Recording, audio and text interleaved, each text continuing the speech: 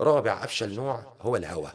المدير الهوى، عارف يعني إيه مدير هوى؟ ما بتحسش بيه، لا في خير ولا في شر. ايه افشل نوع من المديرين؟ افشل نوع من المديرين في وجهة نظري اربعة. اولهم اللي ما عندوش فيجن، ما عندوش رؤية، ماشي زيه زي التيم، يعني ماشي جنبهم، مش ماشي بعين واحد، بيعرف يبص على الاوضاع ويعرف ايه الويكنس بوينت وايه اللي يصلحه وايه اللي يعمله. هو ماشي كده من غير رؤية، بيسوق المركب وهو مش عارف في البحر هتروح بينا فين.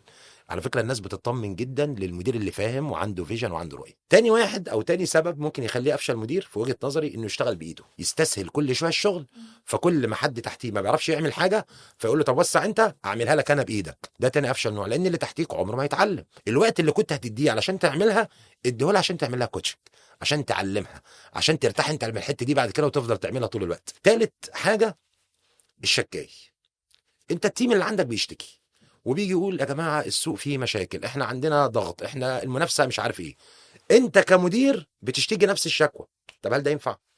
يعني احنا جايبينك عشان تشتكي شكوى الناس، ولا عشان تحل وتبقى بروبلم سولفر وعشان تطمنهم وعشان تحط لهم حلول؟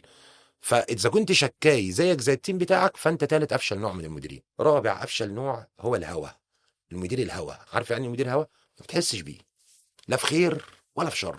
راجل قاعد بيقبض المرتب بتاعه من الشركه مقابل البريد، عامل زي ساعه البريد. الشركه بتقول لكم يا جماعه مش عارف ايه زي، يا جماعه الشركه بتقول لكم هنعلن ازاي، يا جماعه بنقول لكم بليز والنبي حققوا لنا التارجت، بس الشركه مش راضيه عن التارجت. طب يا ريس احنا عندنا مشاكل في السوق. يا شركه الناس دي بتقول لكم احنا عندنا مشاكل، انت بتعمل ايه؟ انت ايه في النص؟ انت هوا يعني؟